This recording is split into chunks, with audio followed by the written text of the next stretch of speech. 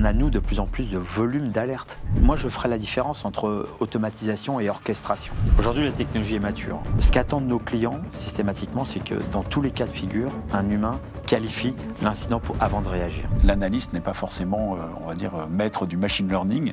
Et donc, la magie de l'outil, ça va être de lui proposer l'algorithme sans que forcément il ait besoin de savoir ce qu'il y a derrière. Pour nos clients, il n'y a rien de pire que devoir payer un stockage colossal juste pour se dire peut-être qu'un jour j'en aurai besoin. On ne fait pas de la sécurité dans le cloud comme on fait de la sécurité on-prem.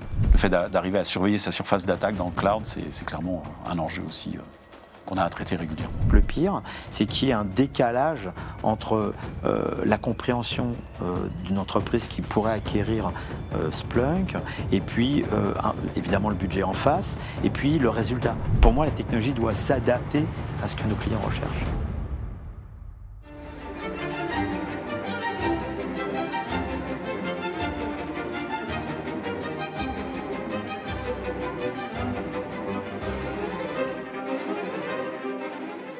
Bonjour et bienvenue sur l'émission L'Angle d'attaque, l'émission cybersécurité, stratégie et business de Risquintel Media.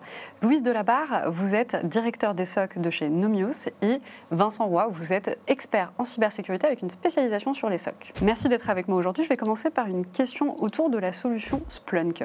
Donc, les professionnels de la cybersécurité parlent souvent de cette solution comme étant une solution complexe. Comment Splunk aujourd'hui simplifie justement ces interfaces pour permettre de le rendre accessible au public et notamment peut-être aux professionnels qui ne sont pas des techniques? Oui, tout à fait. Donc c'est vrai qu'aujourd'hui on travaille beaucoup sur l'expérience de l'utilisateur, que ce soit les analyses de sécurité dans le monde du SOC ou même toutes les personnes qui sont amenées à se connecter à la solution. Et dans ce cadre, on a une sorte de méthodologie qui commence généralement par des ateliers gratuits, dont un des épisodes les plus célèbres, c'est le Splunk pour les débutants, Splunk for Rookie en anglais. Et donc ça permet en 2 heures de donner une instance de Splunk à travers une instance cloud à une personne et de la former graduellement à l'utilisation de l'outil. Donc généralement en 2 heures, les personnes savent requêter, faire des graphes, des tableaux, extraire de la donnée. Et ça fait partie justement du succès de la solution, c'est que c'est assez abordable. Et ensuite, on avance sur des ateliers plus complexes en fonction des différents métiers des personnes. Évidemment, on a aussi des certifications qui permettent d'avoir un label, un tampon de Splunk pour les personnes qui vont devenir experts et qui vont en faire leur métier. Donc finalement, vous accompagnez les utilisateurs à pouvoir outrepasser cette complexité. Et puis finalement, de ce que je comprends, en 2 heures, même si on a un public non technique, on est en tout cas assez bien formé pour pouvoir l'utiliser. Alors oui, c'est ça. On fait en sorte qu'on livre, on va dire, un service clé en main aux utilisateurs du logiciel. Et c'est une partie de la force. On a aussi des travaux autour de ce qu'on appelle l'onboarding de la donnée, c'est-à-dire le fait de connecter des données dessus et de montrer que finalement l'outil va permettre de rendre facile une chose qui est complexe en termes de technologie. Mais les utilisateurs, en quelques heures, peuvent arriver à ramener des données, par exemple, dans Splunk. Alors, Louis, donc, vous représentez Nomios sur cette interview-là et je comprends qu'il y a un partenariat avec Splunk et que vous accompagnez également dans l'utilisation de Splunk auprès de vos clients sur cette montée en compétences. Est-ce que vous pouvez nous en parler ? Oui, alors traditionnellement chez Nomios, on décerne 2 métiers, l'intégration des solutions de sécurité et d'autre part le service, donc le SOC ou les SOC en Europe. Sur l'intégration, classiquement, on va accompagner nos clients à travers une chefferie de projet, des experts qui vont aider nos clients à mettre en place une solution comme Splunk. Alors que sur la partie service, et pour les SOC, donc, on va être en capacité à faire du co-management. Et le co-management consiste à aider nos clients à paramétrer, configurer, tuner, utiliser la solution Splunk. Et ce co-management permet à nos clients également de faire une montée en compétences assez simple et progressive sur la solution. Ils ne sont pas obligés d'être immédiatement experts de la solution. On va les aider à mettre en place la solution et surtout à la paramétrer. Et quels en sont les retours d'ailleurs de ces clients ? Eh bien, ils sont assez satisfaits parce qu'en fait, le co-management, généralement, en avance de phase, en début de projet, nos clients nous demandent généralement d'intervenir assez largement sur la configuration de la plateforme. Après, une confiance se met en place entre le client et Nomios. Et une fois que cette confiance elle est en place, on va être en capacité à plutôt faire ce management de la solution. Donc, il y aura presque une situation un peu win-win entre le client et Nomios. Au début, on les aide. Après, ils nous sous-traitent ou co-traitent le management de la plateforme Splunk. Du coup, les geeks, ils n'y trouvent plus leur compte. Alors, vous leur prenez une partie du fun. Alors, il y a une façon de sortir de ce problème, entre guillemets, c'est que la plupart du temps, sur le SOC, eh bien, on va avoir plusieurs niveaux d'intervention. Un niveau, on va dire, assez simple, on appelle ça le triage. Donc, on a les alertes qui remontent de la plateforme et on va devoir essayer de comprendre s'il s'agit d'un faux positif, d'une vraie alerte. Eh bien, généralement, nos clients préfèrent avoir le travail entre guillemets un peu noble, qui consiste à traiter les vraies alertes, à comprendre comment ils doivent remédier à cette alerte, est-ce qu'il y a un impact sur leur business. Donc cette partie-là, elle est généralement plutôt opérée, adressée par nos clients. Par contre, la partie triage, le volume, le grand nombre d'alertes est plutôt traité par les équipes Nomios. Donc on arrive à combiner les deux. En 24/7 aussi, j'imagine. Oui, en 24/7, oui. Quelles sont les métriques que vous proposez notamment concrètement pour pouvoir mesurer le ROI sur les solutions de Splunk ? Alors, par rapport à ça, j'expliquais tout à l'heure on se tourne beaucoup vers l'expérience. Cette partie-là va être plus du côté du management ou des responsables cyber. Et donc, ce qu'on a trouvé comme étant le point le plus pertinent, c'est un exercice de consulting qui va viser à mesurer la maturité des SOC. Et donc, on a toute une démarche où on va accompagner les clients dans le fait de mesurer où est-ce qu'ils en sont en termes de maturité cyber et aussi les amener à s'améliorer, à prendre en compte les nouvelles menaces et donc à construire petit à petit toute cette partie. C'est cette amélioration de la maturité qu'on peut extrapoler à travers un retour sur investissement. Voilà, c'est une partie du travail. Je peux mentionner aussi notre outil se base beaucoup sur l'analyse de données. Et donc notre plateforme de données va viser à, entre guillemets, manger des données de différentes natures. Et on va aussi mesurer quel type de données on a besoin en fonction de quelle maturité. On peut aussi mentionner une échelle qu'on connaît bien, Louise, qui est le MITRE ATT&CK, qu'on utilise de part et d'autre. C'est plus ou moins un standard aujourd'hui dans l'industrie, pour être capable de mesurer les règles qu'on appelle les règles de détection et de corrélation qu'on déploie sur les différents outils. Couvrir les nouvelles menaces. On peut dire qu'il y a un côté aussi du jeu du gendarme et du voleur dans cette partie-là, entre les attaques qu'on reçoit et puis les équipes défensives qui mettent en place les protections. Moi, je pense que ce que tu viens de dire est extrêmement important parce que nos clients attendent de la mise en place d'une plateforme comme Splunk d'avoir évidemment une qualité dans la détection. Tu viens de parler des règles de détection, mais il faut pouvoir le mesurer. C'est ça. Et les outils qu'on peut utiliser sont d'une part des outils donnés par la plateforme, comme tu en as parlé, hein, la couverture du MITRE ATT&CK Framework, qui instantanément nous permet de dire on couvre un grand nombre des techniques d'attaque, oui ou non, quelles techniques on couvre, lesquelles on ne couvre pas, et ce qui nous permet d'avoir un dialogue extrêmement positif avec notre client pour dire, eh bien, ce scénario d'attaque, vous aimeriez le détecter, mais malheureusement, on n'a pas les data sources. Tu parlais de collecte de données, on n'a peut-être pas les bonnes données. Donc ce dialogue, il est plutôt positif, qui consiste à qualifier ou en tout cas évaluer la qualité de la plateforme. Et en plus, côté service, on va avoir d'autres métriques qui correspondent au SLA, au respect des SLA. Et donc là, on va être avec des mesures extrêmement précises et dire dans 99% des cas, par exemple, eh bien, on respecte le SLA de réaction sur un incident moyennement critique, très critique, par exemple. C'est vrai qu'il y a de multiples aspects, le temps de détection, le temps de remédiation, etc. Ça fait partie aussi des métriques habituelles qu'on manipule. Voilà, donc il y a vraiment un accompagnement, en tout cas, sur la capacité de donner des KPI tangibles, en fait, pour comprendre l'efficacité de la solution. Alors, je me posais la question, c'est quoi l'efficacité réelle de l'analyse comportementale de Splunk face aux menaces ? Et puis, un peu plus largement, quelles sont les menaces prioritaires que vous avez pu identifier ? Oui, alors on reprend cette idée du chat et de la souris, le fait d'avoir des attaques qui sont en croissance exponentielle, évidemment, d'une complexité toujours augmentée aussi. On peut effectivement parler de l'utilisation qui est faite par les attaquants de l'IA aussi au jour d'aujourd'hui pour rendre les attaques de plus en plus pertinentes et vraisemblables. Dangereuses. Et dangereuses aussi, effectivement. Et donc, par rapport à ça, on travaille avec différents types d'algorithmes qu'on essaye de mettre en face de ces nouvelles menaces. Je peux donner quelques exemples. L'outil permet de faire des calculs de risque et des calculs de corrélation qui sont assez avancés au jour d'aujourd'hui. On trouve que c'est la bonne façon d'approcher une partie des nouvelles menaces. Donc pour expliquer, ça va être d'utiliser des tas de signaux faibles, mais de ne passer la main à un être humain qu'à partir du moment où on a une bonne conviction, un faisceau de conviction par rapport au fait que c'est sur une attaque réelle.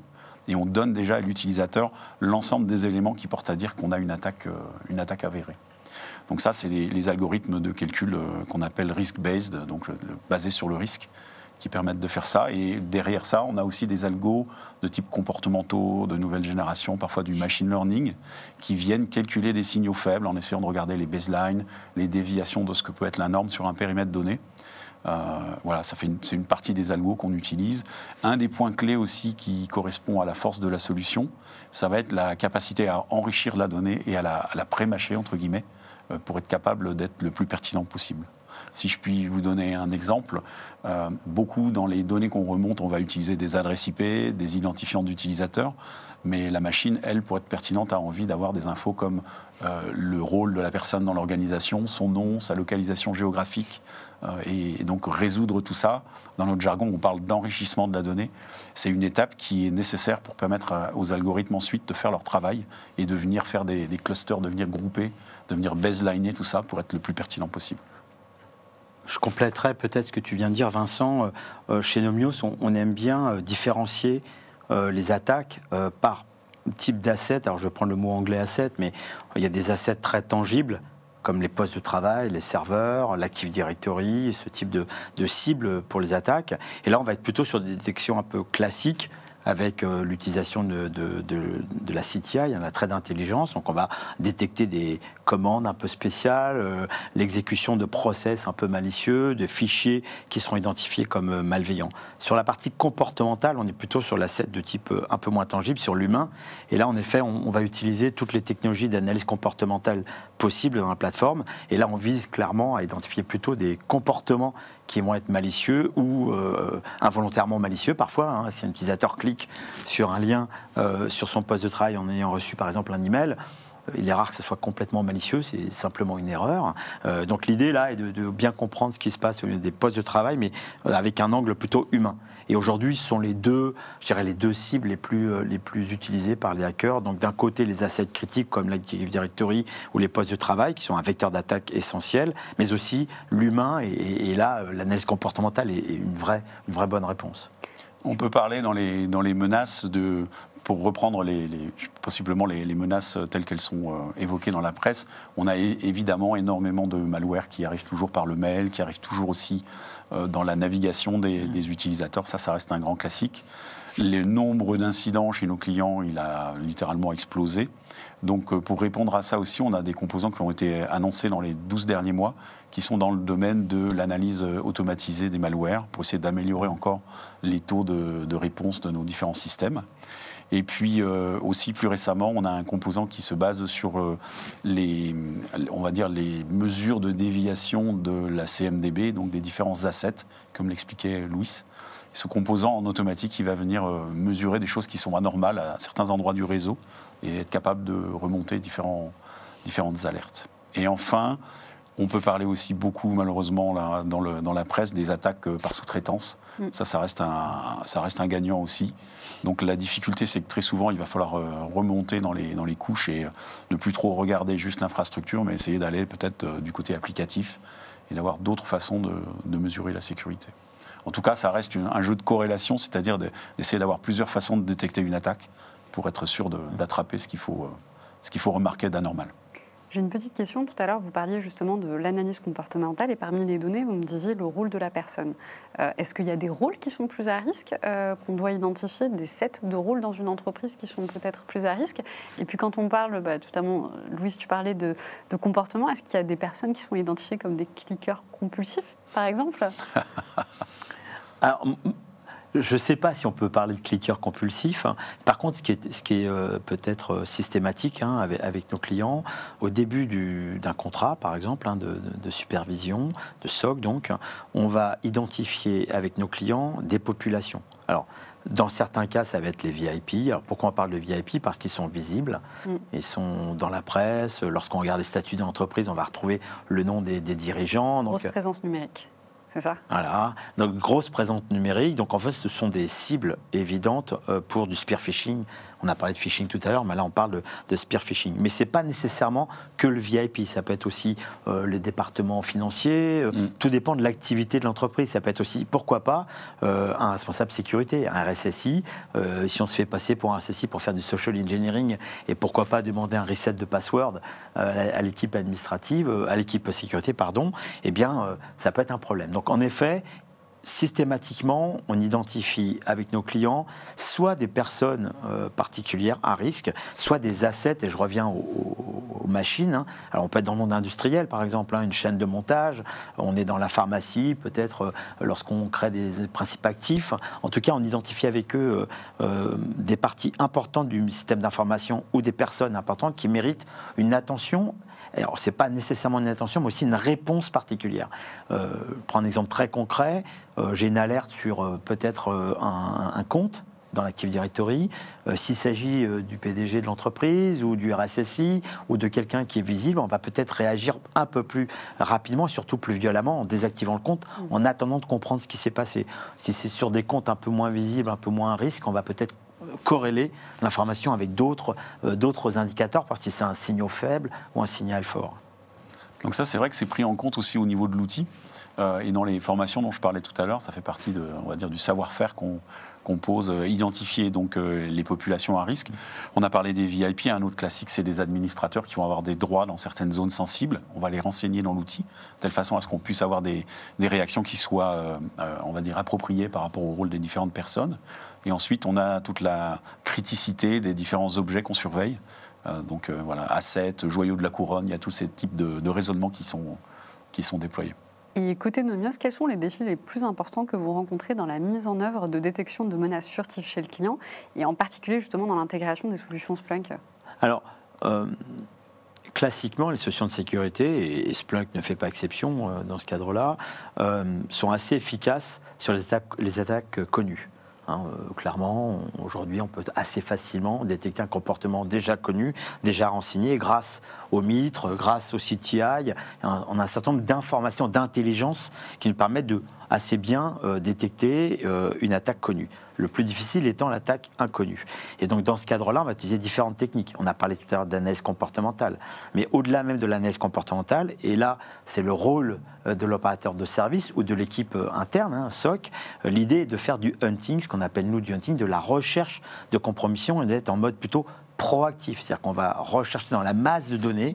Et là, c'est essentiel d'avoir une plateforme qui va vite. Vous avez l'ensemble de la télémétrie, réseau, poste de travail, identité, messagerie et d'autres. Vous avez l'ensemble de la télémétrie à un seul endroit. En tout cas, vous pouvez faire des recherches sur l'ensemble de cette télémétrie. Donc, ce qui nous permet, nous, pour pouvoir détecter ces comportements, en tout cas ces attaques inconnues, de faire donc du hunting, de la recherche de compromission avec des signaux faibles qui me permettent de dire ah bah, tel signal faible puis tel autre signal faible mérite une attention particulière parce que c'est pas normal que ça soit exécuté dans ce cadre-là. Alors on n'a pas une preuve immédiate que c'est une attaque, mais on a des éléments qui nous permettent de dire on doit investiguer de façon un peu plus précise pour comprendre ce qui s'y passe. Est-ce qu'il n'y a pas un risque, notamment potentiel, lié à une trop grande dépendance à l'automatisation dans les processus de sécurité ? Tu veux répondre, Vincent ? Oui, bon, on peut parler. Disons, si c'est au jour d'aujourd'hui, l'automatisation, on est plutôt à rechercher à en faire plus qu'à en faire moins. Par contre, c'est vrai qu'en termes de risque, dans le passé, on a connu des situations où on pouvait générer trop de faux positifs. Par exemple, si on déclenche certains algorithmes de type signaux faibles et qu'on les passe directement à des êtres humains, ça peut générer des taux d'alerte qui sont importants. Donc ça, c'est une première problématique. On résout cette problématique-là en faisant de la corrélation, comme j'expliquais tout à l'heure, en corrélant plusieurs signaux, de telle façon à ce que tout d'un coup, on a un meilleur taux de certitude sur les alertes. Et puis un autre phénomène dont on a parlé beaucoup à une certaine époque, mais à nouveau, c'est un petit peu derrière nous, ça va être le phénomène d'isoler ou de faire un déni de service sur un composant, alors que l'alerte n'était pas avérée. Donc ça, à certains moments, il y a même des attaquants qui ont essayé d'abuser de ce genre de fonctionnement des SOC, c'est-à-dire déclencher des alertes sur plusieurs services pour les mettre KO les uns après les autres à des heures non ouvrées, par exemple. Ça a été un grand classique.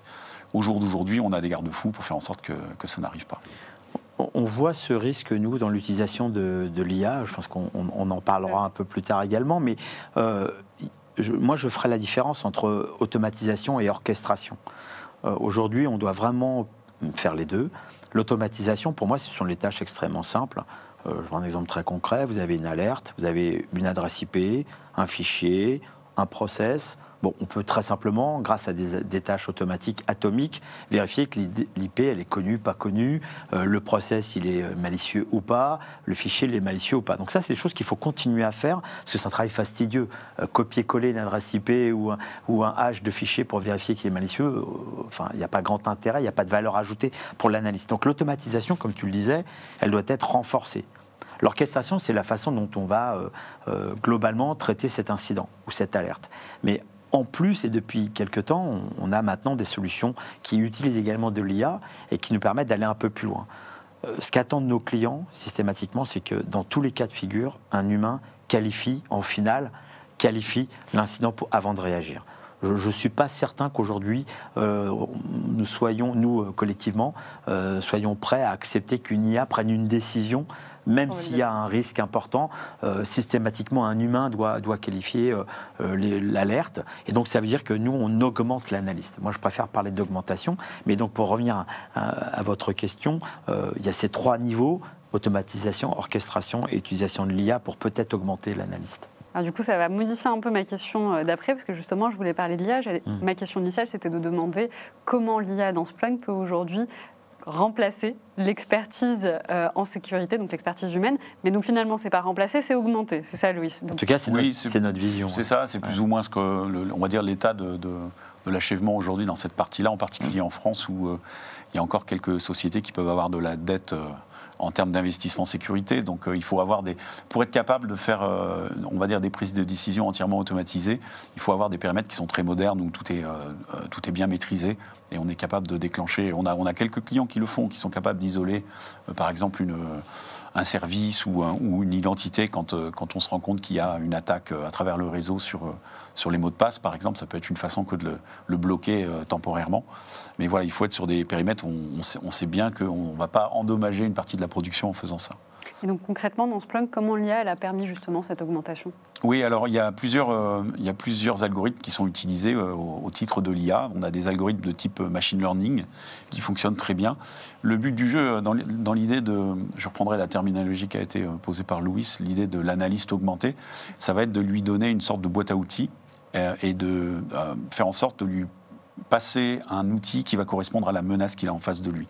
Ce que je veux dire par là, c'est que si on regarde, par exemple, dans le domaine des malwares, on va avoir des algorithmes de clustering, de machine learning qui sont très pertinents, qui vont permettre de grouper les menaces par typologie et qui vont permettre de faire de la détection de manière intuitive. Cela étant, l'analyste n'est pas forcément, on va dire, maître du machine learning, et donc la magie de l'outil, ça va être de lui proposer l'algorithme sans que forcément il ait besoin de savoir ce qu'il y a derrière. Donc ça fait partie des différentes possibilités. Et ensuite, si on veut parler peut-être un peu plus à la mode de tout ce qui est IA génératif, ou IA générative, on a des modules qui vont permettre de faire des choses comme, par exemple, de l'écriture de rapports d'incidents en automatique, avec de la synthèse de différents éléments de sécurité, à travers ce qui a été remonté par l'outil. Pour expliquer, on a fait une recherche récente dans les 12 derniers mois chez Splunk, chez nos clients, et on cherche à mesurer le ROI des IA génératives, de savoir quels projets ont été déployés à droite à gauche. Et le seul domaine dans lequel un ROI pour le moment est remonté dans les équipes de sécurité, c'est celui qui consiste à donner à l'IA à manger, entre guillemets, des informations autour de bases de menaces ou autour des incidents, et de lui demander de faire la synthèse. Alors il se trouve que c'est un bon candidat, puisque les analystes, généralement, je parlais tout à l'heure d'analystes un peu geeks, il y en a quand même quelques-uns. Une des spécificités, c'est qu'ils ont horreur de rédiger, et en particulier quand il faut pivoter entre plusieurs langues, etc., ça peut être complexe. Et donc un des candidats qu'on a aujourd'hui pour ça va être de faire ces synthèses sur la base de menaces et aussi les incidents. J'ajouterais peut-être un point.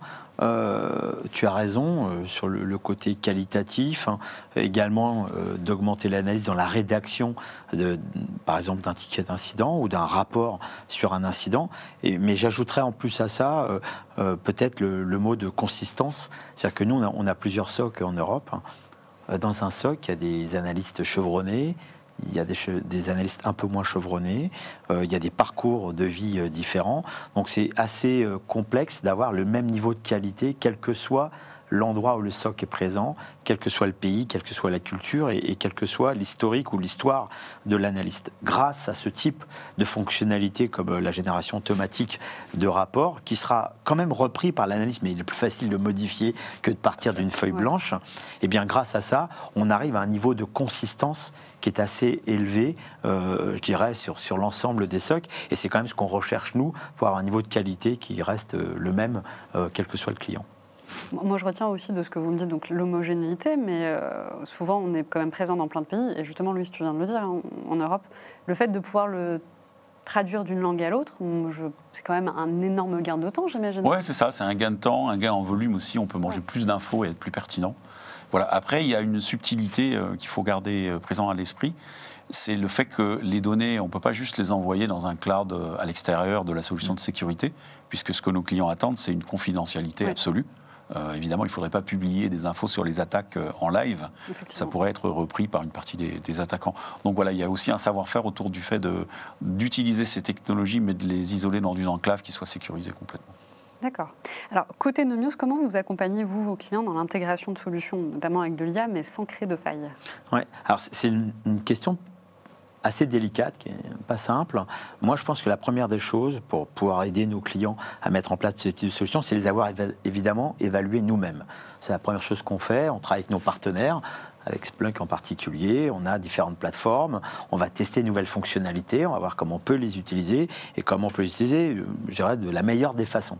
Une fois que, on va dire, cette évaluation est faite, ou en tout cas cette compréhension, parce que ce n'est pas uniquement pour dire la solution, elle marche ou elle ne marche pas. C'est comment on va pouvoir l'utiliser. Est-ce qu'elle est vraiment un bénéfice pour nos clients. Donc une fois que cette étape, elle est faite, malgré tout, il y a quand même un niveau de confiance qui s'instaure et depuis longtemps avec nos partenaires. Enfin, Nomios, comme n'importe quelle entreprise à l'échelle française, je dirais, n'a pas les moyens d'une très très grosse entreprise à l'échelle internationale comme Cisco Splunk maintenant, pour pouvoir investir sur de l'IA, aller voir dans les algorithmes, valider un algorithme. C'est un vrai métier, c'est compliqué. Nous, on ne va pas embaucher des data scientists partout pour valider des algorithmes. Donc, ce qu'on peut faire, nous, c'est, évidemment, tester les solutions, les évaluer avec notre use case à nous, c'est-à-dire nos clients en France, par exemple, ou dans d'autres pays chez Nomios, et être certain que la technologie, elle fonctionne. Une fois que c'est fait, on fait confiance à la technologie. Et le troisième point, peut-être, qui est important, tu en as parlé un peu tout à l'heure, c'est on fait systématiquement attention lorsqu'on parle d'IA. Alors, je ne sais pas si c'est un bon mot en français, mais on parle d'explicabilité. C'est-à-dire qu'il faut qu'à chaque fois qu'une IA nous donne un diagnostic, ou conclut à quelque chose, on ait les phases, on ait le détail. C'est-à-dire, on ne veut pas une boîte noire qui dise oui, non, vert, rouge, et puis c'est tout. On veut également les étapes, et l'analyste peut avoir un regard éclairé sur cette explication, ou en tout cas les détails du raisonnement, entre guillemets, quand je parle de raisonnement, de l'IA. Et là, on peut avoir une confiance encore renforcée. Alors, je veux bien que tu reviennes un petit peu sur ce point-là, parce qu'il s'avère qu'hier, j'ai eu des commentaires justement sous un post où des gens me posaient la question de savoir ce que c'était que l'IA, et il y avait écrit explicabilité. Donc, pour le coup, si tu peux peut-être... On va faire un petit court moment dessus, parce que je pense que c'est intéressant. C'est relativement simple, c'est-à-dire qu'on a parlé tout à l'heure d'augmentation de l'analyste. Ce qui est important, c'est que, et je crois qu'on ne l'a pas mentionné, mais on a, nous, de plus en plus de volume d'alerte. Nos clients sont attaqués tous les jours. Alors, ce n'est pas tout le temps des attaques sophistiquées, mais il y en a beaucoup. Donc, il faut être en capacité à automatiser, orchestrer, et l'IA est un bon outil, ce n'est pas le seul, mais c'est un bon outil pour faire face à ce volume d'attaques. Nous, ce qu'on demande à nos partenaires, et en particulier à nos amis de chez Splunk, c'est d'être en capacité à avoir en face d'un diagnostic ou d'un résultat, d'un raisonnement fait par l'IA, on veut avoir les étapes de ce raisonnement. On veut savoir quels sont, par exemple, les indicateurs de compromission. Pourquoi l'IA va dire « oui, mais ce process, il n'est pas malicieux ». Mais qu'est-ce qui te fait penser au fait que le process, il n'est pas malicieux? Parce qu'initialement, on pensait qu'il était malicieux. On peut avoir une IP, ou au contraire, ça arrive assez souvent, dans les phases d'automatisation, on va aller vérifier, par exemple, qu'un fichier est connu ou pas chez VirusTotal, qui est une base d'intelligence au niveau malware extrêmement utilisée. C'est pas parce que VirusTotal dit que c'est pas malicieux que c'est pas malicieux. Il faut aller un peu plus loin dans l'analyse. Donc nous, ce qu'on demande aux IA, en particulier génératives, mais pas uniquement, c'est qu'on ait le détail qui se cache derrière le diagnostic donné par l'IA. Et une fois qu'on a ça, on peut dire où je suis en phase avec ce que dit l'IA, ou au contraire, je mets en doute ce qui a été donné par l'IA. Moi, ce que D'où cette idée de reprendre finalement les différents éléments. C'est vrai que dans la cybersécurité, c'est systématique. On a des rapports d'incidents, en tout cas pour les incidents qui ont un impact moyen ou important sur les SI. Et donc ça fait partie de ce que nous demandent aussi d'abord les analystes, parce que ce sont les premiers en ligne de mire. Et c'est pas tout d'avoir une alerte en disant il y a quelque chose qui ne va pas, mais il faut expliquer pourquoi, comment, qu'est-ce qui a amené à cette conclusion, de telle façon à ce qu'on puisse creuser et mener une sorte d'investigation à l'échelle de l'incident. En synthèse, je pense qu'aujourd'hui, ni nos clients, ni nos analystes sont prêts à utiliser un outil qui dirait oui, non, vert, rouge, sans explication. Ça, c'est pas possible. Ouais, on peut évidemment simplifier et donner à nos clients du détail, bien entendu, mais avoir une vue, un type de exec sum, comme on dit, en une vue comme ça, le client nous fait confiance et c'est instantanément que c'est pas malicieux. Et pourquoi ? S'il veut, il a le détail, mais un outil qui nous dirait juste vert, rouge ou malicieux, pas malicieux, je crois que personne aujourd'hui n'est prêt à accepter ça. La partie peut-être la plus importante dans ce domaine-là, c'est la qualification de l'alerte en incident, c'est-à-dire qu'il va falloir mesurer un impact. C'est un point important pour les analystes. Ils vont prendre une action vraiment importante uniquement quand il va y avoir un impact mesuré. Et à partir de ce moment-là, on essaie de remonter le film et de comprendre ce qui s'est passé en amont. Et d'ailleurs, tu fais bien de parler de ça, parce que, à ma connaissance, je ne connais pas d'IA qui aujourd'hui prenne efficacement en compte le contexte du client. Métier, c'est ça. Ou métier. Il va prendre en effet des indicateurs techniques, je l'ai dit, process, IP, un contexte d'attaque, une base de connaissances d'attaque, la partie CTI, le MITRE attaque avec toutes les TTP. Donc, il y a tout ça, en effet, qui vont permettre de qualifier l'alerte de façon plus ou moins précise. Mais quel est l'impact sur l'environnement du client ? Est-ce que c'est grave, pas grave ? Est-ce que c'est une tranche horaire qui pose aucun problème ? Au contraire, c'est un .com et là, on est en pleine... c'est Black Friday, il ne faut pas y toucher. Enfin, ça, c'est plus compliqué pour une IA d'avancer sur ce type d'informations. Finalement, c'est les subtilités humaines. C'est ce qui fait qu'on a toujours besoin d'experts. Donc, je comprends finalement qu'on va vous donner un résultat, mais que quelque part, il faut aussi que l'expert soit convaincu. D'où un petit peu toute la partie d'explication qu'il y a à avoir. L'expert et ses chefs aussi, puisque Yasmine, ce qui est important dans ce déroulé-là, c'est que très rapidement, quand on a un incident avec un impact, ça remonte dans la chaîne, ça arrive chez des gens qui ne sont pas du tout experts de la cybersécurité et à qui il faut apporter des éléments concrets pour dire qu'est-ce qu'on fait ? Est-ce que j'ai un impact ? Est-ce que je dois appeler le PDG aux heures non ouvrées pour le réveiller en lui disant que j'ai un sujet ? Est-ce qu'il faut communiquer sur ça ? C'est aussi les toutes premières étapes. C'est comment on communique sur le sujet, en interne, en externe. Voilà, toutes ces problématiques, il faut amener des éléments pour être capable d'avancer dessus. Alors je pense que ce qu'il faut comprendre, c'est que pour des outils comme ceux-là, et vous me dites si je me trompe ou pas, ça demande une masse de données quand même extrêmement importante. Et donc moi, ma première question, c'est de savoir comment Splunk fait pour justement analyser correctement cette volumétrie importante de données, et puis quels sont les défis justement ou les limitations qu'elle a pu encourir pendant ce type d'analyse. Alors effectivement, beaucoup de données, je vais donner quelques idées, ordres d'idées de ce qu'on manipule en France. Certains de nos clients récupèrent entre 800 000 et 1 million d'EPS. Donc les EPS, ce sont le nombre de lignes de log, pour les gens qui ne sont pas du métier, le nombre de lignes de log qui arrivent par seconde dans l'espèce d'énorme base de données que représente Splunk. Donc ce sont des quantités de données qui sont importantes et c'est aussi pour cette raison qu'on a besoin d'un outil spécifique, c'est qu'il va falloir récupérer ces données, les analyser en temps réel pour rendre un verdict et détecter les différentes alertes. Par rapport à ça, sur la volumétrie, on a à peu près 20 à 30% d'augmentation des données globalement chaque année pour l'ensemble de nos clients. Donc oui, c'est exponentiel, ça explose, le nombre de données est vraiment en train de croître, de même que le nombre de menaces à travers ces données. Par contre, la bonne nouvelle, c'est que le logiciel de Splunk a été conçu pour être capable de croître comme ça à l'infini. Pour les gens qui connaissent et qui sont experts techniques, ça fait partie des algorithmes qu'on utilise autour de l'algorithme de MapReduce, qui est l'algorithme autour des moteurs de recherche. C'est un algorithme qui permet d'ajouter de la puissance de calcul de manière infinie et de partager le calcul d'une recherche sur des gros volumes de données, de le partager entre plusieurs unités de calcul, puis ensuite de réassembler le résultat pour le présenter à l'utilisateur.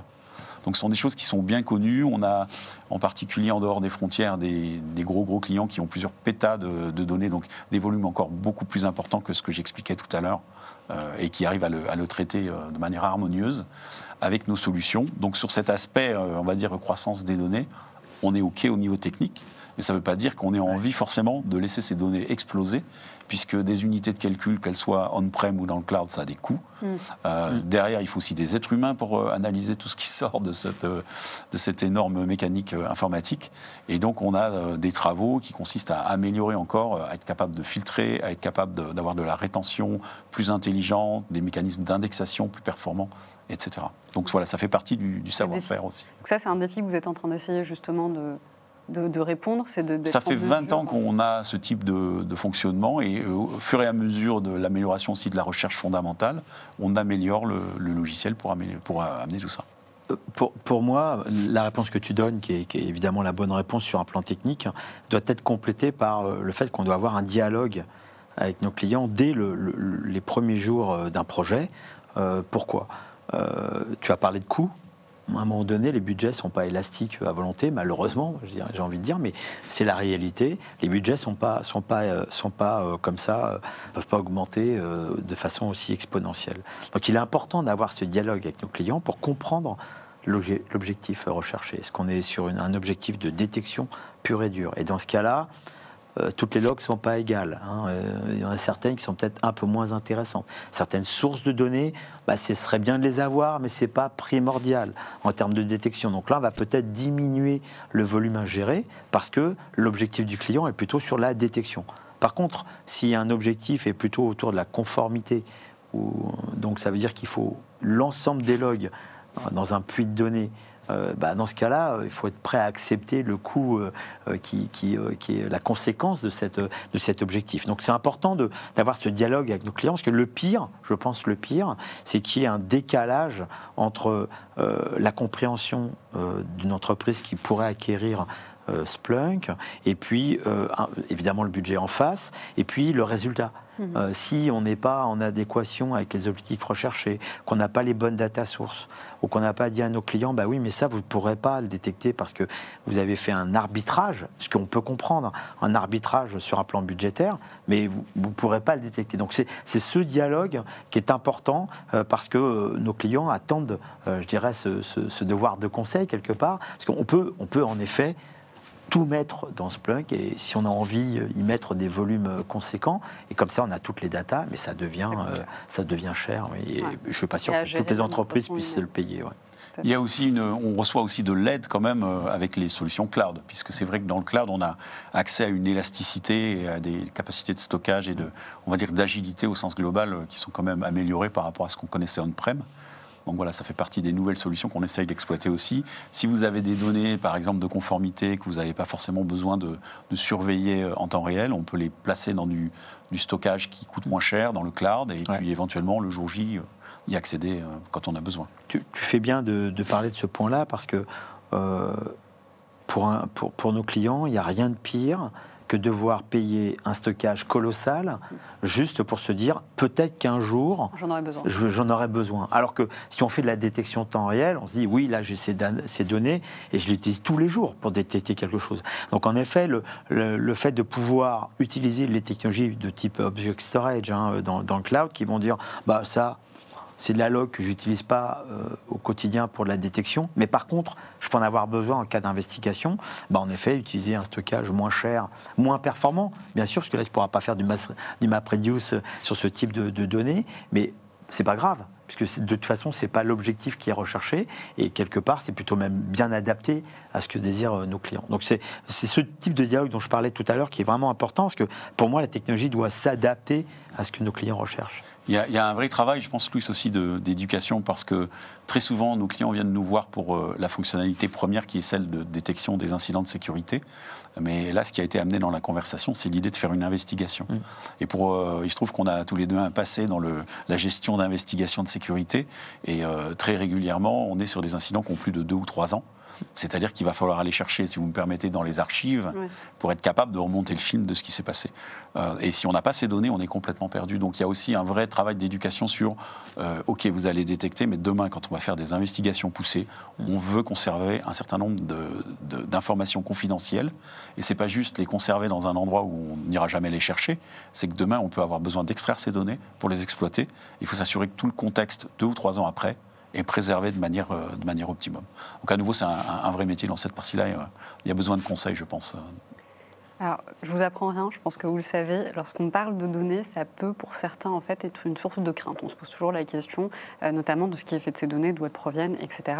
Et typiquement, moi, je me posais la question, comment aujourd'hui Splunk arrive à concilier justement l'analyse de la donnée et donc la conformité à la réglementation, notamment le RGPD?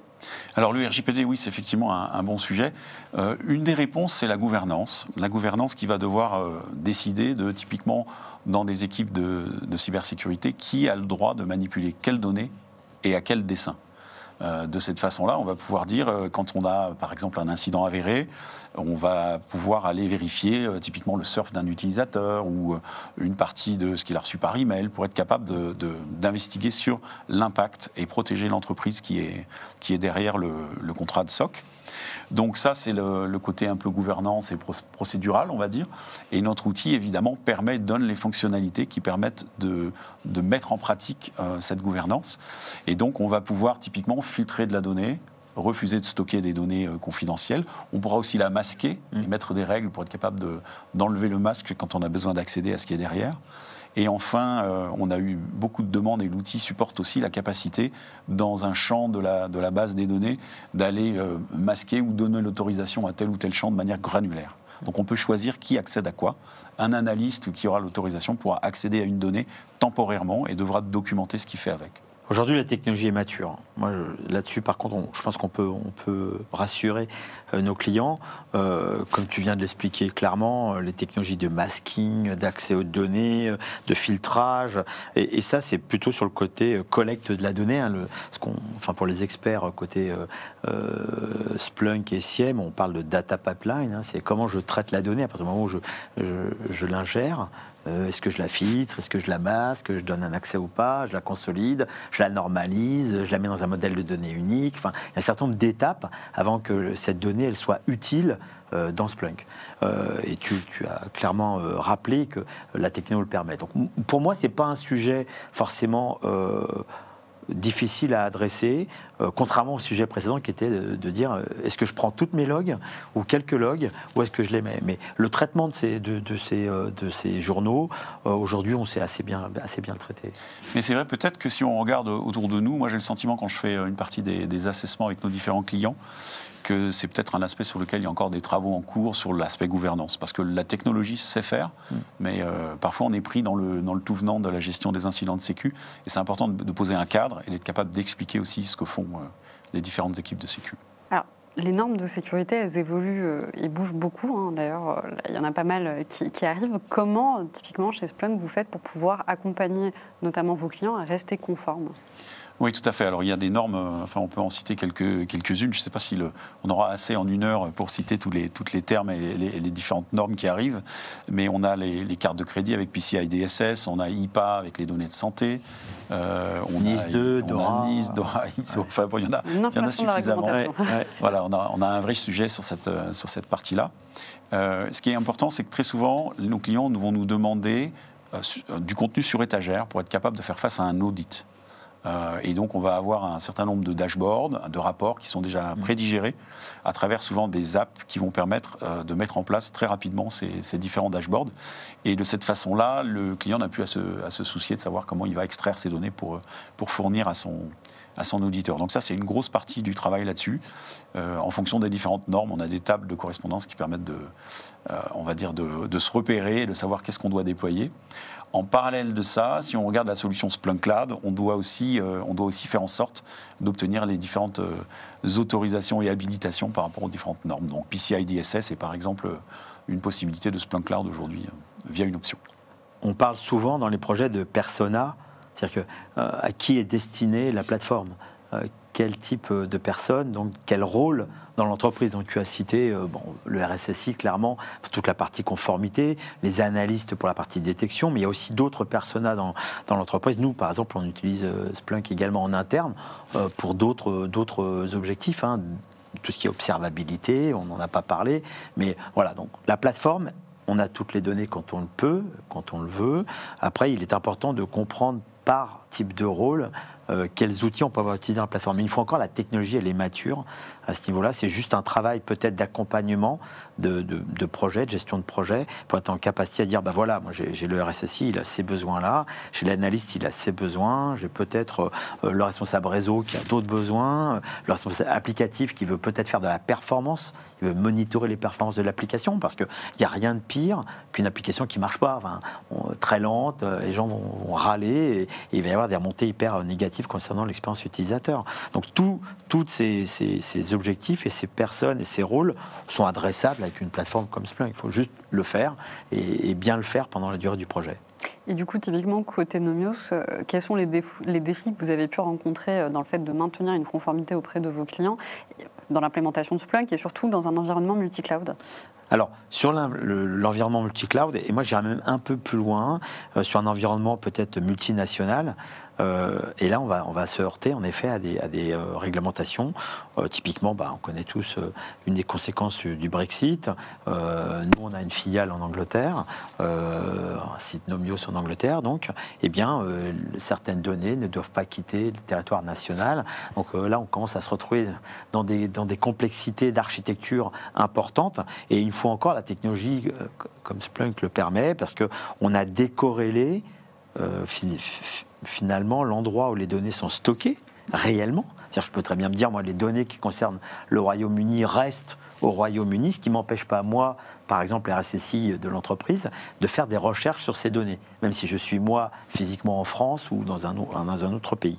Donc aujourd'hui, la technologie le permet, et pour répondre à votre question, ce qui est important, c'est de l'identifier très, très en amont dans le projet. C'est-à-dire qu'une fois qu'on est parti sur une architecture, parce que l'architecture peut être extrêmement complexe. On peut avoir plusieurs niveaux de collecte de données, on peut avoir plusieurs niveaux de stockage de données, on peut avoir plusieurs niveaux de recherche de données. Donc, pour les spécialistes Splunk, ils comprendront de quoi je parle, mais on peut avoir quelque chose d'extrêmement complexe, quelque chose d'extrêmement simple. Le problème, c'est de partir dans la mauvaise direction. Si vous dites, à un moment donné, moi, c'est pas grave, je vais tout stocker dans mon Splunk, dans le cloud en France, et d'un seul coup, vous avez les Anglais qui lèvent la main et qui vous disent, non, mais c'est pas possible. Nous, on a des lois, on peut pas mettre les données en France, c'est impossible. On fait machine arrière et on recommence et c'est pas bon. Donc moi je pense que la technique permet de l'adresser, simplement il faut l'identifier très très très en amont dans le projet. Donc ça c'est quelque chose d'important, l'architecture qu'on va devoir mettre en place pour respecter les contraintes à la fois organisationnelles, de conformité à certaines règles, qu'elles soient nationales ou internationales, sur les données, on a parlé tout à l'heure de masking, tout ça doit être complètement intégré, soit un critère ou des critères, dans le choix de l'architecture qu'on va devoir mettre en place. Donc pour moi, c'est vraiment quelque chose d'essentiel en début de projet. Une fois qu'on a fait ça, le reste est un peu plus facile à adresser. Ouais. C'est vrai que finalement, c'est la norme au jour d'aujourd'hui que d'avoir de la complexité, entre guillemets, autour de l'architecture. Donc typiquement, on parle d'hybridation, c'est-à-dire une société qui va avoir une partie on-prem, souvent fragmentée sur plusieurs pays ou plaques, parce qu'il y a les exigences de tel ou tel... on n'a pas encore parlé du Moyen-Orient, des États-Unis, qui ont des exigences qui sont parfois assez dogmatiques sur certains aspects. Et donc, on ne peut pas gérer avec une seule solution l'ensemble de toutes ces données. Donc, il va y avoir un travail d'agilité, d'abord au démarrage du projet, où on va poser la situation telle qu'elle existe à un instant T. Et ensuite, il ne faut pas oublier que nos clients se transforment au fur et à mesure. Il y a encore beaucoup qui passent dans le cloud, qui ont une partie de leurs applications qui transitent dans le cloud au fur et à mesure. Et donc, c'est de s'imaginer aussi, dans 3 ans, dans 5 ans, comment on sera. Souvent, les SOC, c'est le type de time frame qu'on a, c'est 3 ans, 5 ans, les bonnes questions. Et donc, s'imaginer qu'est-ce qu'on fera dans 5 ans, quelle volumétrie on manipulera, quelles sont les exigences, quelles sont les tendances. Voilà, ça fait partie de ce qu'on traite en début de projet. On a parlé tout à l'heure des coûts, des budgets liés au volume de données qu'on doit ingérer et stocker, par exemple. Le cloud, tu as parlé d'environnement hybride, ou alors même pour une entreprise qui fait un move to cloud massif, eh bien, un des points qu'il faut éviter d'oublier, c'est qu'il y a des coûts cachés. Alors qui ne sont pas liés spécifiquement à Splunk, en l'occurrence, mais plutôt au cloud. Une fois que vous êtes multi-cloud, on a parlé tout à l'heure de complexité par rapport au multi-cloud, dès qu'on commence à sortir des données d'un cloud pour pouvoir les consolider ailleurs, on ne peut pas avoir plein de plateformes dans chaque cloud. Donc à un moment donné, on se dit, oui, mais ça serait bien que je puisse consolider quelque part mes données. Pourquoi pas, évidemment, dans un Splunk. Eh bien, j'ai des coûts important lié au fait que c'est dans les conditions générales de vente de nos opérateurs de cloud. Moi, si je sors des données de chez Amazon, Microsoft ou Google, je vais payer le volume de données qui va sortir. Donc, c'est aussi des choses qu'on doit identifier assez tôt parce que ça a un impact sur l'architecture. Est-ce que ça vaut le coup qu'on sorte les données d'un cloud? Peut-être pas, parce que ça va nous coûter extrêmement cher. Donc, évidemment, grâce à une architecture peut-être complexe, mais qui va répondre à ces critères, on va être en capacité à éviter cet écueil. Donc, une fois encore, sur ça, j'insiste vraiment sur le fait d'identifier le plus tôt possible les contraintes à la fois budgétaires, de conformité nationale, organisationnelle, technique, pour qu'on puisse avoir la bonne architecture. Mais la bonne nouvelle, c'est qu'une fois encore, la technique le permet. C'est vrai aussi dans ce domaine-là, la dernière fois que j'ai regardé sur les gros clients, la moyenne c'était entre 3 et 5 fournisseurs de cloud différents pour une entreprise donnée. Donc c'est hybridation, mais surtout multi-cloud aussi derrière. Et là-dessus, c'est une partie du savoir-faire qu'on a, c'est d'aller récupérer les données de sécurité dans ces différents environnements de manière la plus efficiente possible pour le client, et donc d'assurer une posture de sécurité à travers toute cette richesse, on va dire, je ne vais plus parler de complexité, mais de richesse de l'architecture. J'aimerais parler d'un autre thème, qui est celui de l'intégration et l'interopérabilité. Donc, je me posais la question, typiquement une solution comme Splunk, comment elle peut assurer une interopérabilité avec d'autres solutions ou des environnements IT complexes? Oui, tout à fait. Donc là-dessus, c'est une des richesses de la solution, une des raisons de son succès. Il y a potentiellement 2 grandes parties sur lesquelles on interagit avec le reste du monde. Une partie récupération de données. Donc dans la récupération de données, on a ce qu'on appelle une Splunk Base, qui est un réceptacle où on a toutes les applications qui permettent de connecter Splunk au reste du monde. C'est un des environnements qui est le plus développé en termes d'interconnexion, puisqu'il existe depuis longtemps, mais surtout parce qu'on a fait le choix d'avoir une interface ouverte qui permet à n'importe quel fournisseur de solutions de réaliser un connecteur pour être capable de renvoyer ces données dans Splunk et de le faire de manière assez simple. Donc c'est des fragments d'informations qui sont non compilés, qui sont toutes simples à éditer. Et dans le cas assez rare, mais qui arrive une fois de temps en temps, où on a par exemple un logiciel typiquement français qui peut être sur un domaine métier très pointu, où les connecteurs n'existent pas encore, on a aussi un toolkit qui permet en quelques heures de réaliser ce connecteur et d'aller chercher la donnée. Donc côté récupération de données, c'est la force de la solution. Derrière, de plus en plus, on va avoir envie d'automatiser et d'orchestrer. On a aussi des plugins qui sont capables, souvent par API, d'aller piloter ou s'interfacer avec des solutions qui ont fait l'objet d'investissements de nos clients dans le passé. Donc voilà, très ouvert, un maximum. Et je pourrais aussi donner une référence à on va dire un standard dans lequel on est assez investi en ce moment aussi, qui est le standard OCSF, je vais y arriver, qui va permettre aux différents moteurs de détection et aux différents SIEM, entre autres, d'interagir et d'envoyer des alertes les uns aux autres pour être capable comme ça d'avoir une interaction harmonieuse avec les choix qui ont été faits chez les différents clients. Moi, j'ajouterais à ça aussi le fait que Splunk, aujourd'hui, existe depuis très longtemps. Et lorsque, par exemple, une start-up développe un produit intéressant en cyber, j'ai des exemples, si on veut faire, par exemple, du détection as a code, c'est-à-dire gérer les règles de détection dans un endroit unique, une sorte de repository de ces règles de détection, évidemment, la première technologie qui sera compatible avec cette start-up, avec cette nouvelle solution, ça sera Splunk. Pourquoi? Parce qu'économiquement parlant, si moi demain je développe ma propre technologie et ma propre start-up dans le domaine de la cybersécurité et que je dois m'intégrer avec un SIEM, je vais prendre les SIEM les plus déployés sur le marché. Économiquement parlant, c'est évident. Donc c'est-à-dire que je vais d'abord développer pour Splunk. Donc à partir du moment où un client possède ou a mis en place la plateforme Splunk, il est entre guillemets déjà garanti de pouvoir s'interfacer avec tout son écosystème. Je rappelle ce que vient de dire Vincent, mais en plus, il va se dire, je protège mes investissements futurs parce que même des nouvelles technologies, de nouveaux développements, de nouvelles solutions qui peuvent m'intéresser dans 1 an, 2 ans, 3 ans, elles seront quasi nécessairement compatibles avec mon environnement. Et ça, c'est quand même comme une garantie importante qui permet à la fois d'assurer le présent et le futur. Et justement, côté Nomios, comment vous faites pour assurer l'intégration de Splunk auprès de vos clients, enfin, surtout sur leur système existant, voire quand c'est des systèmes qui sont anciens? Alors, comme vient de le dire Vincent, nous, on respecte évidemment les best practices, ce qui veut dire qu'avec la Splunk Base, allez, dans 90-95% des cas, il y a forcément une solution qui existe et qui va permettre d'ingérer ces données, parce que vraiment le premier travail consiste à être certain qu'on va utiliser ce fameux data pipeline de la meilleure des façons possibles, et grâce à l'existence de cette base de données d'intégration, honnêtement, dans la plupart des cas, ça fonctionne, même si il faut un peu tuner, il faut un peu configurer, il faut être certain qu'on a le bon connecteur au bon endroit, qu'on a une connectivité réseau pour pouvoir envoyer les données d'un point A vers un point B où j'ai mon connecteur, par exemple, mon forwarder Splunk. Donc, il y a quand même quelque part des prérequis. On s'assure que c'est rempli. Mais dans les peu de cas où il n'y a pas de connecteur, comme tu l'as dit tout à l'heure, nous, on va être en capacité à le développer pour le client. De dire, bah oui, mais là, on est obligé de faire un custom ou de faire un développement parce qu'aujourd'hui, ce n'est pas compatible avec Splunk. Contrairement à ce qu'on a dit tout à l'heure, mais ça arrive malgré tout dans certains cas de figure, mais c'est rare. Exceptions. Ouais, c'est rare. Donc nous, on garantit à nos clients, un déploiement qui respecte les meilleures pratiques Splunk, avec tout ce qu'on a pu dire tout à l'heure en termes de richesse ou de complexité.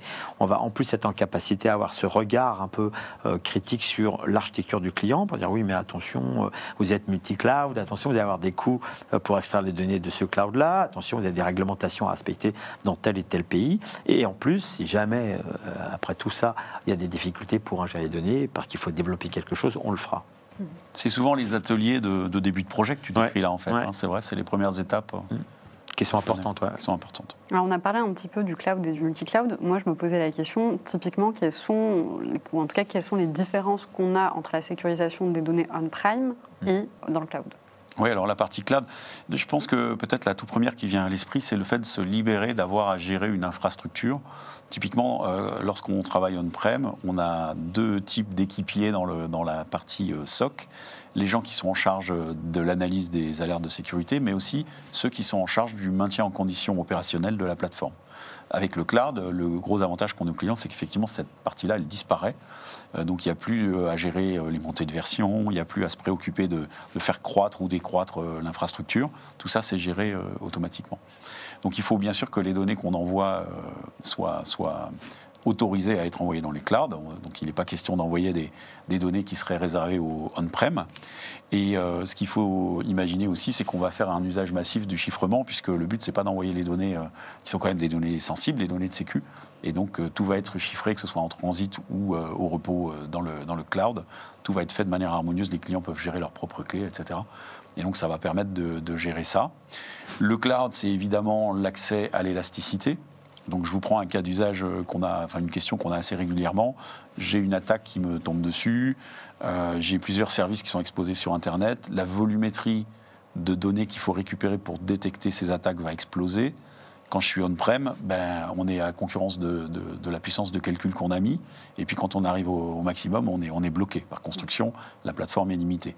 Dans le cloud, notre plateforme elle est capable d'assurer de l'élasticité automatiquement, sans qu'il y ait besoin de validation humaine, le côté, on va dire, réaction automatique. Et donc élastique. On peut processer de manière élastique des données de manière quasi infinie. Donc ça, c'est un gros avantage.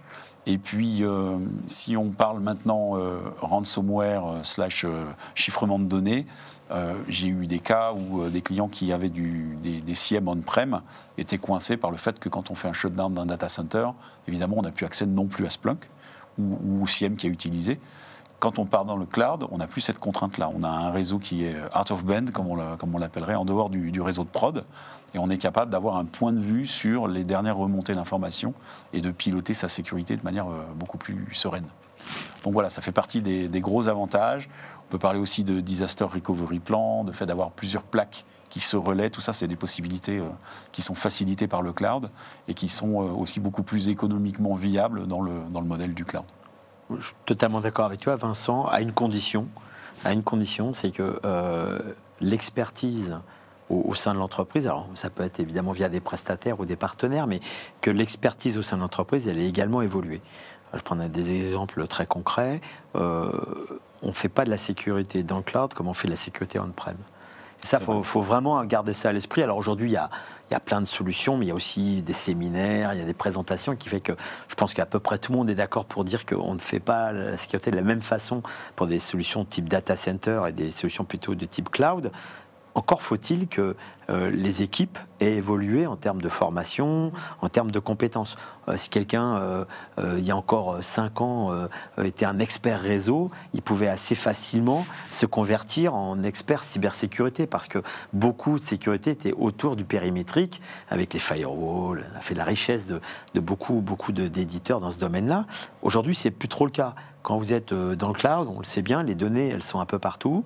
Donc, on ne peut plus se dire, je suis un expert réseau, donc je suis un expert cyber. Donc, il faut aussi que chaque, je dirais, acteur dans l'entreprise ait évolué, se soit formé pour qu'on puisse avoir tout ce que tu viens de dire, c'est-à-dire les bénéfices du cloud. Si on ne fait pas attention, ce cloud va devenir un obstacle, parce que les personnes vont se dire, ah oui, mince, j'ai une alerte qui provient du cloud, on me dit que c'est un problème de rôle ou d'IAM dans le cloud. Quelqu'un qui n'a jamais vu un cloud, qui ne sait pas comment fonctionne un cloud, et pour lequel on dirait, il y a un souci de gestion d'accès dans le cloud, il va avoir des surprises. Enfin, on est loin de l'analyse de log d'un firewall. C'est juste. Donc moi, je pense sincèrement que tout ce qu'a dit Vincent est évidemment vrai, mais il y a cette condition, et aujourd'hui, je pense que la plupart des décideurs, que ce soit des RSSI ou des DSI, en sont conscients, mais bon, c'est pas facile de trouver les bonnes compétences autour de ces environnements complexes, hybrides, multi-cloud,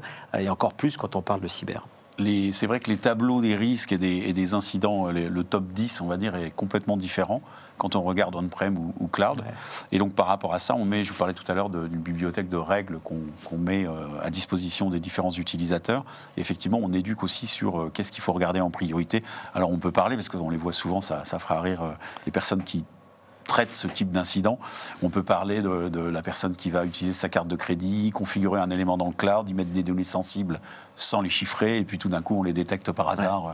Voilà, ça c'est le grand classique. Le fait d'arriver à surveiller sa surface d'attaque dans le cloud, c'est clairement un enjeu aussi qu'on a à traiter régulièrement. Alors, moi j'avais une question pour toi, Louis. Typiquement, quelles sont les erreurs courantes que tu vois auprès de tes clients lorsqu'il s'agit justement de sécuriser des environnements avec un cloud hybride ? Oui, alors comme je l'ai dit, le fait d'utiliser des outils qui ne soient pas adaptés au cloud, ça c'est le premier écueil, mais on vient d'en parler. Le deuxième, c'est peut-être d'avoir une approche un peu trop en silo. Aujourd'hui, on peut voir, pas partout heureusement, mais on peut voir des organisations, on va avoir quelqu'un qui va, pourquoi pas, sur la partie on-prem, et puis on va avoir une autre équipe ou d'autres personnes, parce que il faut encore des compétences un peu différentes sur la partie cloud, et on ne consolide pas à la fois sur un plan humain, organisationnel et technique. Donc les approches un peu trop silos peuvent être aussi un écueil à gérer une bonne vision de sa sécurité. Tu as parlé tout à l'heure de posture de sécurité. Je crois que c'est important aussi d'avoir cette consolidation. Et d'ailleurs, nous, on propose aujourd'hui maintenant des services qui vont dans ce sens-là, qui permettent d'avoir cette vision à la fois en termes de gestion des assets, mais aussi en termes de gestion de vulnérabilité, aussi en termes de gestion par exemple, de son exposition au risque, plus global, plus holistique. Donc le silo, moi, me fait peur, parce que le risque, il est global. On le sait bien, on le dit très très souvent, quand on est côté bleu, côté défense, on doit être bon partout. Côté attaque, côté rouge, il suffit de trouver un point faible pour rentrer, et ça ne veut pas dire qu'on connaît tout le reste du système d'information, au contraire, on a juste trouvé un point faible. Le tendon d'Achille. Voilà, donc cette capacité à consolider, à être en capacité à éviter ces silos, avoir les bonnes expertises, et puis j'ajouterais peut-être, et on le voit dans les nouveaux outils qui sont proposés par Splunk et d'autres éditeurs, on voit aussi des nouvelles approches. Je prends un exemple, si on est sur la vulnérabilité par exemple, jusqu'à il n'y a pas très très longtemps, on était plutôt sur une espèce de gestion de risque scoring avec des tables entières, des pages entières de vulnérabilité. Je crois qu'on a travaillé ensemble d'ailleurs sur un projet, il me semble, où on avait des pages entières de vulnérabilité avec des scores, hein, et après on se dit mais je fais quoi, enfin, comment je gère tout ça quoi. Et aujourd'hui, il y a une approche un peu différente qui va consister à plutôt prendre la posture, ou en tout cas le prisme de l'attaquant. C'est-à-dire, je suis à l'extérieur, je vois une entreprise, je veux l'attaquer, qu'est-ce que j'ai comme information, c'est quoi le chemin d'attaque, et là, instantanément, d'un seul coup, en tant que défense bleue, l'équipe bleue, on va savoir où est-ce qu'on doit intervenir en priorité haute pour je dirais, quelque part, stopper l'attaque. Alors que si on a comme ça des pages entières de vulnérabilité, on ne sait pas comment les adresser. Donc, évolution des outils, formation des gens, éviter le silo et pour terminer, changer un peu son mindset et son approche pour avoir une vision un peu différente des choses. Eh bien, écoutez, merci beaucoup pour vos réponses. On arrive à la fin de cette émission. Merci Vincent, merci Louis. On était sur l'angle d'attaque, donc l'émission business, cybersécurité et stratégie de Risquintel Media. Pour le public qui nous a suivis à distance, que vous soyez expert ou pas, si vous avez des questions, n'hésitez pas à alimenter la section commentaires, à donner votre avis, à également participer pour faire votre retour d'expérience. N'hésitez pas à liker, à commenter. Et puis, je vous dis à très bientôt.